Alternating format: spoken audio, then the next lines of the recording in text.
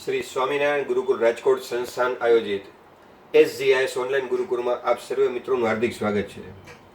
મિત્રો, આપણે chapter number 4 ધોરણ 12માં 21 નંબરના લેક્ચરનો ગઈકાલે અભ્યાસ કરેલો હતો. ટેકનિકલ ખામીને લીધે લેક્ચર ટૂંકાવો પડેલો હતો. તો આજે એ જ લેક્ચરનો એટલે કે લેક્ચર નંબર 21નો જ આગળનો ભાગ, જેને આપણે 21B લેક્ચર ગણીશું, એ આપણે આગળ ભણવા જઈ રહ્યા છીએ. આપણે લાસ્ટ લેક્ચરમાં જોયું મિત્રો કે જે સૂત્ર છે FM એટલે કે મેગ્નેટિક ફોર્સ, એનું સૂત્ર છે QV ક્રોસ B. હવે આ સૂત્ર કઈ રીતે યાદ રાખવાનું છે એ પણ જોઈએ કે Q જેટલો વિદ્યુતભાર V જેટલા વેગથી B જેટલા ચુંબકીય ક્ષેત્રમાં ગતિ કરતો હોય તો આ વિદ્યુતભાર ઉપર લાગતું બળ છે. જો મિત્રો આ બળનું મૂલ્ય આપણે જોવા જઈએ તો FM બરાબર QVB સાઇન થીટા થાય છે, જ્યાં થીટા એટલે વેગ તથા ચુંબકીય ક્ષેત્ર એટલે કે V સદિશ અને B સદિશ વચ્ચેનો ખૂણો. તો મિત્રો આના ઉપરથી આની થોડી લાક્ષણિકતાઓ જોઈએ કે આ બળની લાક્ષણિકતાઓ શું છે. સૌપ્રથમ લાક્ષણિકતાઓમાં જુઓ મિત્રો કે સર્વપ્રથમ લાક્ષણિકતા એવી છે કે આ જે મેગ્નેટિક ફોર્સ છે એ ત્રણ બાબત ઉપર આધાર રાખે છે, એટલે કે વિદ્યુતભાર ઉપર, વેગ ઉપર અને ચુંબકીય ક્ષેત્ર. ત્રણ બાબત ઉપર. ક્યારેક એવું બનશે કે ચુંબકીય ક્ષેત્ર હોય, ધારો કે આ B જેટલું ચુંબકીય ક્ષેત્ર છે, V જેટલા વેગથી એક કણ ગતિ કરી રહ્યો છે, પણ એ કણ ધારો કે ન્યુટ્રોન છે, એટલે કે એ તટસ્થ છે, એનો વિદ્યુતભાર 0 છે, ધન કે ઋણ વિદ્યુતભાર ધરાવતો નથી, ન્યુટ્રોન. અથવા અન્ય કોઈ પણ વિદ્યુતભાર રહિત કણ ગતિ કરી રહ્યો છે, એટલે કે વેગ છે, ચુંબકીય ક્ષેત્ર છે, પણ વિદ્યુતભાર નથી, તો આ બળ લાગશે નહીં. એવી જ રીતે મિત્રો વિદ્યુતભાર છે, ચુંબકીય ક્ષેત્ર છે, પણ વેગ નથી. એટલે આ બધી બાબતોને છે ને આપણે કિસ્સાઓ સ્વરૂપે સમજીએ. જેમ કે પ્રથમ કિસ્સો આપણો આવો જ લઈએ કે ચુંબકીય ક્ષેત્ર ધારો કે કોઈ જગ્યાએ આ નોર્થથી સાઉથ તરફ છે, ચુંબકીય ક્ષેત્ર ઉત્તરથી દક્ષિણ તરફ હોય. હવે એમાં કોઈ એક વિદ્યુતભાર રહેલો છે. હવે તમને કહેલું છે આ વિદ્યુતભાર રહેલો છે ચુંબકીય ક્ષેત્રમાં, તો રહેલો છે વાત સાચી, વિદ્યુતભાર છે, ચુંબકીય ક્ષેત્ર છે, પણ આ વિદ્યુતભાર અત્યારે સ્થિર રહેલો છે, એટલે કે એનો જે વેગ છે એ શૂન્ય છે. તો આ સૂત્રની અંદર જ્યારે આપણે વેગની શૂન્ય કિંમત મૂકીશું એટલે આ બધું શૂન્ય થઈ જશે, એટલે આના ઉપર બળ લાગશે નહીં. હવે તમે જાણો છો મિત્રો કે આ મેગ્નેટિક ફોર્સ 0 થઈ ગયું, તો જો આના પર લાગતું બળ શૂન્ય હોય તો આ કણ શું કરશે? વિદ્યુતભારિત કણ શું કરશે? તો કે કાંઈ નહીં કરે, એ સ્થિર છે, સ્થિર જ રહેશે. કારણ કે ન્યૂટનના નિયમ અનુસાર કોઈ પણ વસ્તુ ઉપર જ્યાં સુધી પરિણામી બાહ્યબળ ન લાગે ત્યાં સુધી પદાર્થ પોતાની અવસ્થા જાળવી રાખે છે, તો અત્યારે સ્થિર છે તો સ્થિર રહેશે. ચલો બીજો કિસ્સો આપણે આ પ્રકારનો જોઈએ. અલગ અલગ કિસ્સાઓમાં તમામ પ્રકારના પોઈન્ટ્સ આપણે લઈ લઈએ. બીજા કિસ્સામાં પણ આ જ રીતે લઈએ કે ધારો કે નોર્થથી સાઉથ ચુંબકીય ક્ષેત્ર છે. ચલો બ્લુ પેનથી જે દર્શાવ્યું છે એ ચુંબકીય ક્ષેત્ર છે. હવે તેમાં એક વિદ્યુતભાર રહેલો છે, અને રહેલો નથી પણ V વેગથી ગતિ પણ કરી રહ્યો છે. ચાલો V વેગથી ગતિ પણ કરે છે, એટલે કે બધી જ શરતનું પાલન થાય છે. વિદ્યુતભાર છે, વેગ છે, ચુંબકીય ક્ષેત્ર છે. ઓકે, Q છે, V છે, B છે. અચ્છા, થીટા એટલે શું? તો કે થીટા એટલે V તથા B વચ્ચેનો ખૂણો. તો V તમે જુઓ કે વેગ આ દિશામાં છે, અને ચુંબકીય ક્ષેત્ર બ્લુ પેન વડે પણ એ પણ આ દિશામાં છે. અર્થાત અહીંયા એવું થયું કે V સદિશ અને B સદિશ પરસ્પર સમાંતર થયા. સમાંતર થયા એટલે આ બંને વચ્ચેનો ખૂણો થીટા બરાબર 0 થયો. અહીંયા હું જ્યારે 0 મૂકીશ સાઇન 0 તો બધું 0 થઈ જશે, એટલે અહીં પણ ચુંબકીય બળ 0 થયું. હવે બળ લાગતું નથી તો પદાર્થ પોતાની અવસ્થા જાળવી રાખે, એટલે કે જે વિદ્યુતભાર અહીંથી V વેગથી આ રીતે દાખલ થયો છે તેના પર કોઈ પણ બળ ના લાગતા તેનો ગતિપથ બદલાશે નહીં, તેની અવસ્થા જળવાઈ રહેશે, એટલે આ જ રીતે V વેગથી નીકળી જશે. એટલે કે અત્યારે હવે આનો ગતિપથ સુરેખ હતો એ સુરેખ જ રહેશે. અચ્છા, આમાં આમાં એક કન્ડિશન આપણે ચેન્જ કરીએ મિત્રો કે ધારો કે વિદ્યુતભાર Q અહીંયા રહેલો છે અને આ તરફ V વેગથી ગતિ કરી રહ્યો છે. તો ચલો વેગ આમ છે અને આ બ્લુ પેનથી દોરેલું એ ચુંબકીય ક્ષેત્ર આમ છે, V અને B. જે આ કિસ્સાની વાત કરી એમાં V અને B સમાંતર હતા, અહીંયા V અને B પ્રતિ સમાંતર છે, એટલે થીટા શૂન્યની બદલે હવે થઈ જશે થીટા બરાબર 180 અંશ, અને 180 અંશ થશે સાઇન પાઈ, તો એ પણ બધું 0 થશે. તો આ કિસ્સામાં પણ ચુંબકીય બળ શૂન્ય થશે.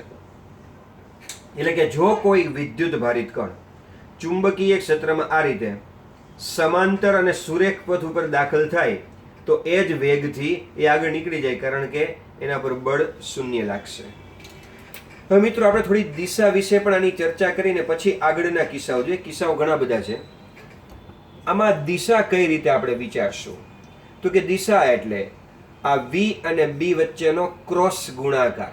આ બંનેનો ક્રોસ ગુણાકાર થાય છે એટલે આ મળે છે. તો બે સદિશોનો સદિશ ગુણાકાર એટલે મળતો જવાબ પણ સદિશ છે. તો આ FM ની દિશા આપણે V તથા B વચ્ચે સદિશ ગુણાકારના નિયમથી મેળવી શકીએ. એટલે કે તમે અહીં કહી શકો કે આ FM ની દિશા V અને B વડે રચાતા સમતલને લંબ હશે. હંમેશા આ બંને વડે જે સમતલ રચાતું હોય એને આની દિશા લંબ હોય. રેડી? તો કઈ દિશામાં છે એ આપણે જરાક વિચારવું છે. તો જમણા હાથના સ્ક્રૂ વડે પણ વિચારી શકીએ, અથવા તો આપણે જે મેં તમને નિયમ આપેલો છે કે ભાઈ પ્રથમ આંગળી પ્રથમ સદિશમાં, બીજી આંગળી બીજા સદિશમાં. એટલે અહીંયા જોવા જોઈએ તો પ્રથમ આંગળી V ની દિશામાં આવશે, બીજી આંગળી B ની દિશામાં આવશે. V ક્રોસ B છે, B ક્રોસ V નથી. એટલે અંગૂઠો જે છે આપણને આ બળની દિશા દર્શાવશે.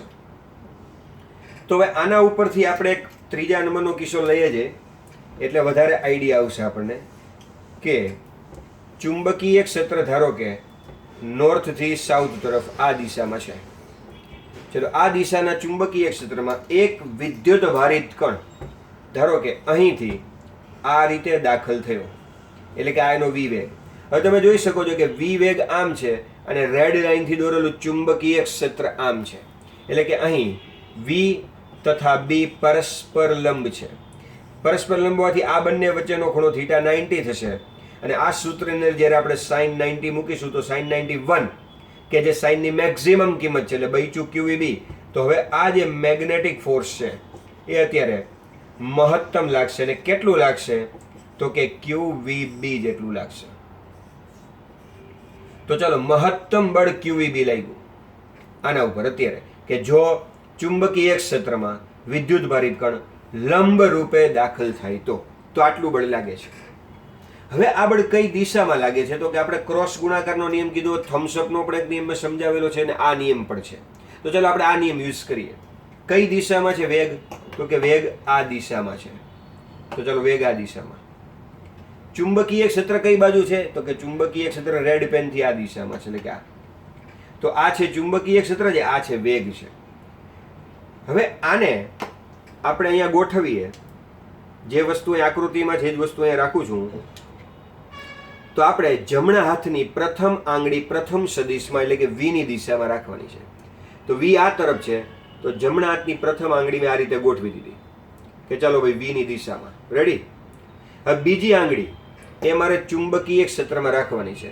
તો આ પ્રથમ આંગળી V માં રાખી, બીજી આંગળી B માં નથી. તો મેં હાથ આ રીતે ગોઠવ્યો કે પ્રથમ આંગળી V માં છે પણ બીજી આંગળી જો B માં નથી, B આ બાજુ નથી, B આ બાજુ છે. તો મેં હવે હાથની ગોઠવણ ફેરવી નાખી જમણા હાથની, કે પ્રથમ આંગળી V માં એમને છે પણ બીજી આંગળી B માં રાખવા માટે હાથને મેં આ રીતે ફેરવી નાખ્યું, આ રીતે. તો હવે જો પ્રથમ આંગળી V માં, બીજી આંગળી B માં, ચુંબકીય ક્ષેત્રમાં, તો અંગૂઠો નીચે તરફ આવ્યો. એટલે કે આ જે ચુંબકીય બળ છે એ બળ આમ નીચે તરફ લાગશે. તો જો આ રીતના થયું કે વેગ આમ છે, ચુંબકીય ક્ષેત્ર આમ છે, તો બળ નીચે છે. તો તમે જોઈ શકો છો મિત્રો કે અહીંયા હું સપોઝ આ વેગ થોડીક વાર કાઢી નાખું અને ચુંબકીય ક્ષેત્ર આમ રાખું, બળ આમ, તો તમે જોઈ શકો છો કે બળ છે ચુંબકીય ક્ષેત્રને લંબ છે. ચુંબકીય ક્ષેત્ર કાઢી નાખું, વેગ આમ રાખું, તો તમે જોઈ શકો બળ વેગને લંબ છે. અથવા બંનેને રાખું તો તમે જોઈ શકો છો કે આ જે બળ છે એ વેગ અને ચુંબકીય ક્ષેત્ર બંનેને લંબ થયું. તો અહીંયા આપણે એક મુદ્દો એવો લખીશું અહીંયા કે આ બળ જે છે એ V અને B વડે રચાતા સમતલને લંબ છે. સાથોસાથ આપણે એમ પણ જોયું કે જ્યારે અહીંયા વેગ આ તરફ હતો, ચુંબકીય ક્ષેત્ર આ તરફ હતું, તો બળ આ તરફ હતું, નીચે તરફ. તો જ્યારે ચુંબકીય ક્ષેત્ર કાઢી લઈએ આપણે, તો તમે જોઈ શકો છો વેગને લંબ રૂપે બળ લાગ્યું. તો એ મુદ્દો અહીંયા આપણા માટે અગત્યનો થઈ જાય છે કે અહીંયા જે બળ લાગે છે FM એ વેગને લંબ રૂપે લાગે છે. તો ચલો આ મુદ્દો આપણા માટે અગત્યનો છે. બળ વેગને લંબ રૂપે છે. હવે જે દિશામાં બળ હોય એ દિશામાં પ્રવેગ હોય, F બરાબર ma. તો અહીં એવું પણ લખી શકો કે પ્રવેગ વેગને લંબ રૂપે છે. હવે વિચારો તમે કે પ્રવેગ વેગને લંબ હોય, બળ વેગને લંબ હોય તો થાય શું? આ કઈ રીતના લાગે? આ બંને જો પરસ્પર લંબ હોય તો શું થાય? વિચારો. આ વસ્તુ આપણે આગલા ધોરણમાં ભણી ચૂક્યા છીએ. દાખલા તરીકે એક સામાન્ય ઉદાહરણ દ્વારા આપણે સમજીએ કે કોઈ એક કણનો વેગ આ તરફ છે. ચલો 3 પ્રકારની કન્ડિશન લઈએ છીએ. આ 3 કણ, ત્રણેયનો વેગ. હવે હું કહું છું ત્રણેયમાં પ્રવેગ ઉત્પન્ન કરી છે. કઈ રીતના પ્રવેગ ઉત્પન્ન કરી છે ત્રણેયમાં? તો કે એકમાં પ્રવેગ આમ ઉત્પન્ન કરી છે, એટલે કે પ્રવેગ વેગની દિશામાં છે. એકમાં પ્રવેગ આમ ઉત્પન્ન કરી છે, એટલે કે પ્રવેગ વેગની વિરુદ્ધ દિશામાં છે. અને હવે આમેય નહીં, આમેય નહીં, વચ્ચે. આમ નહીં, આમ નહીં, વચ્ચે. એટલે કે આ દિશામાં જો પ્રવેગ ઉત્પન્ન કરી છે તો શું થાય છે? તમે જાણો છો મિત્રો કે જ્યારે પ્રવેગ વેગની દિશામાં, એટલે કોઈ કણ વેગથી આવતો હોય આમ જ પ્રવેગ ઉત્પન્ન થાય તો આનો વેગ જે છે એ વધે. વેગ આમ હોય અને પ્રવેગ આ બાજુ ઉત્પન્ન થાય તો આનો વેગ ઘટે. વેગનું મૂલ્ય વધે, વેગનું મૂલ્ય ઘટે. અહીંયા શું થાય? નથી પ્રવેગ આ દિશામાં કે વેગ વધે, નથી પ્રવેગ આ દિશામાં કે ઘટે. આમ છે એટલે વધે નહીં, ઘટે નહીં. એટલે અહીંયા વેગનું મૂલ્ય અચળ રહે. પ્રશ્ન એ છે કે વેગ બદલે જ નહીં તો આને પ્રવેગ કઈ રીતે કહેવો? પ્રવેગ એટલે વેગમાં થતો ફેરફાર. વેગ બદલતો જ નથી અહીંયા, તો પ્રવેગ કઈ રીતના કહેવાય? તો કે યાદ કરો, વેગ સદિશ રાશિ છે, મૂલ્ય ન બદલે તો કાંઈ નહીં. આ પ્રવેગ આ વેગની દિશા બદલી નાખશે. એટલે કે જ્યારે પ્રવેગ વેગને લંબ હોય ત્યારે ખાસ યાદ રાખો કે વેગનું મૂલ્ય બદલતું નથી, માત્ર વેગની દિશા બદલે છે. ચલો, વેગની દિશા સતત બદલતી જાય તો થાય શું? આપણે એકાદ ઉદાહરણ લઈએ કે ધારો કે આપણે વર્ગમાં પણ કદાચ સમજાવેલી હોય આ વસ્તુ ઉદાહરણ લઈને, કારણ કે લોકડાઉન પહેલાનો લાંબો સમય થયો છે આપણને વર્ગખંડમાં મળ્યાને. તો એમાં જો આપણે કોઈ વસ્તુ સમજીએ કે જેમ કે દોરી છે, અહીંયા દોરી પકડી રાખીને દોરીના છેડે પથ્થર બાંધ્યો અને પથ્થરનામાં ગોળ ગોળ ફેરવ્યો, તો પથ્થર ફરતો ફરતો કોઈ પણ ક્ષણે જ્યારે છૂટશે તો ત્યાંથી સ્પર્શકની દિશામાં ભાગશે. કારણ કે આપણે જાણીએ છીએ કે કોઈ પણ કણ જો નિયમિત વર્તુળમય ગતિ કરતું હોય તો તેનો રેખીય વેગ જે છે, સપોઝ આ બિંદુ પાસે રેખીય વેગ સ્પર્શકની દિશામાં હોય. આ બિંદુ પાસે છે આ રીતે હોય, આ બિંદુ પાસે આ રીતે, આ બિંદુ પાસે આ રીતે, આ બિંદુ પાસે આ રીતે, એવી રીતના આ એનું કેન્દ્ર છે, આ એનો વર્તુળાકાર ગતિપથ છે. હવે જો એને સ્પર્શકની દિશામાં રેખીય વેગ હોય તો ભાગી કેમ નથી જતો? કારણ કે અહીંયા કેન્દ્રમાંથી કેન્દ્ર તરફ એક બળ લાગે છે જેને આપણે કેન્દ્રગામી બળ કહીએ છીએ. તમે જોઈ શકો છો આ કેન્દ્રગામી બળ અને વેગ પરસ્પર લંબ છે, એટલે કે આ કન્ડિશનનું પાલન થાય છે. બળ વેગને લંબ, અહીંયા બળ વેગને લંબ છે. જુઓ, કોઈ પણ બિંદુ પાસે જાઓ, ધારો કે અહીંયા જાઓ તો બળ આ તરફ લાગતું હોય કેન્દ્ર તરફ, તો બળ વેગને લંબ. તો એવું કહી શકીએ કે જ્યાં બળ વેગને લંબ રૂપે હોય છે ત્યાં કણ નિયમિત વર્તુળમય ગતિ કરે છે.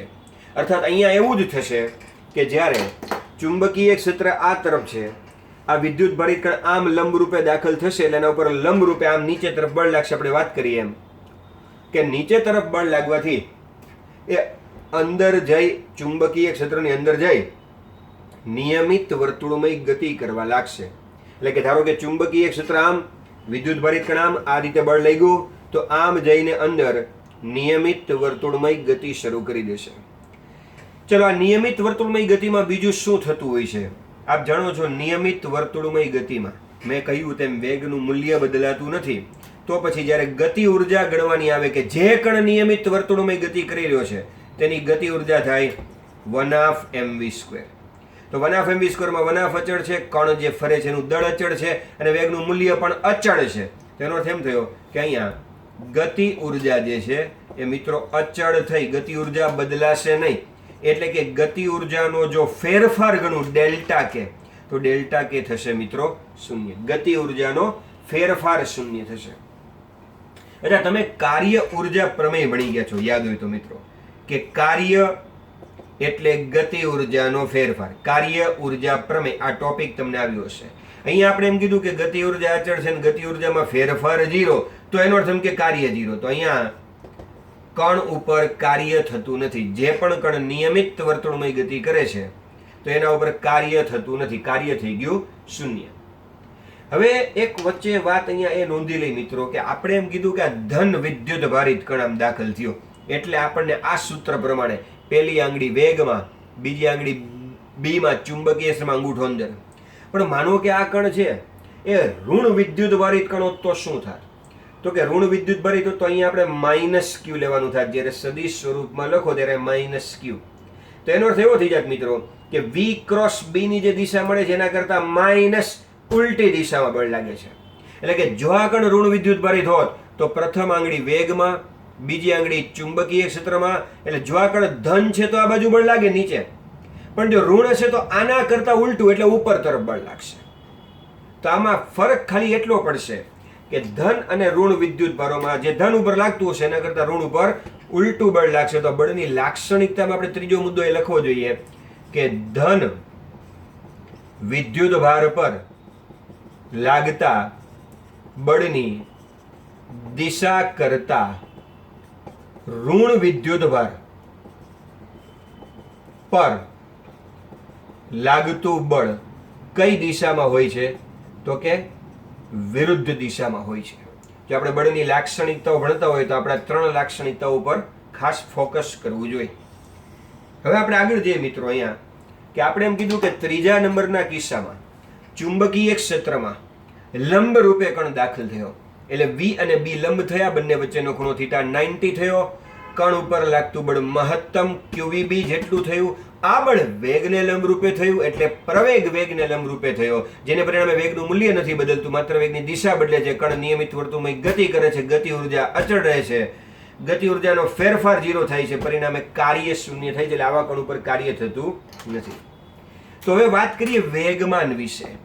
તો વેગમાનનું શું થાય છે? તો કે વેગમાન બરાબર P સદિશ બરાબર mv સદિશ. હવે અહીંયા પણ આપણે એવું વિચારીએ દળ અચળ છે આની જેમ, વેગ અચળ છે આની જેમ. તો જેમ ગતિ ઉર્જા અચળ થાય આ પણ અચળ થાય તો એવું નહીં થાય મિત્રો. વેગમાન સદિશ રાશિ છે. વેગની દિશા બદલે ને તો વેગમાનની પણ દિશા બદલી, વેગમાન બદલ્યું જ કહેવાય. અને અહીંયા તમે જુઓ છો કે વેગની દિશા સ્પર્શકની દિશામાં વારે ઘડીએ બદલે છે. તો જે દિશામાં વેગ છે એ જ દિશામાં વેગમાન છે. તો અહીંયા ગતિ ઉર્જા અચળ રહે છે પરંતુ વેગમાન બદલે છે, એ મુજબનું આપણે લખવું જોઈએ. સાથોસાથ હવે આપણે છે ને અહીંયા બળ આ દિશામાં કીધું, સૂક્ષ્મ સ્થાનાંતર પણ આ દિશામાં ગણી શકીએ. તો બળ સ્થાનાંતરને લંબ છે એવું પણ લખી શકીએ. આ બંને વચ્ચેનો ખૂણો θ 90 થાય અને મેં તમને જે સમજાવ્યું આ કાર્ય શૂન્ય થાય. તો કાર્યનું સૂત્ર છે FD cos θ. તમે જાણો છો F સદિશ ડોટ D સદિશ આગળના ધોરણમાં આપણે ભણી ચૂક્યા છીએ. તો અહીંયા બળ અને સ્થાનાંતર લંબ થયા કારણ કે સ્પર્શકની દિશામાં સ્થાનાંતર લેતા હોય, બળ આમ છે. તો θ 90 એટલે cos 90 0, એટલે એ અર્થમાં પણ અહીંયા કાર્ય શૂન્ય થયું. એ બાબત આપણે સમજી શકીએ છીએ.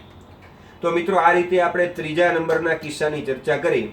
વિડીયોની લંબાઈ અને લેન્થ આ બધું જોવાથી આપણે આ વિડીયો અહીંયા સંપૂર્ણ કરી શકીએ તેમ છે. આ વસ્તુ એક વખત રાખો છો, આનો સ્ક્રીનશોટ પાડી શકો અથવા તો આ જ વસ્તુ તમે નોટમાં છે લખી શકો. એટલે હું 2 સેકન્ડ આ સ્ક્રીન રાખું છું. સાથોસાથ એક વસ્તુ આપણે જણાવી દઈએ કે આ 21B લેક્ચર આપણે અહીંયા પૂર્ણ કરીએ અને હવે 22મો લેક્ચર છે એ પણ આપણે આજે જ મૂકવાની વાત કરી હતી. ટેકનિકલ ઇસ્યુના કારણે ગઈકાલે આપણે 21મો લેક્ચર ટૂંકાવેલો હતો.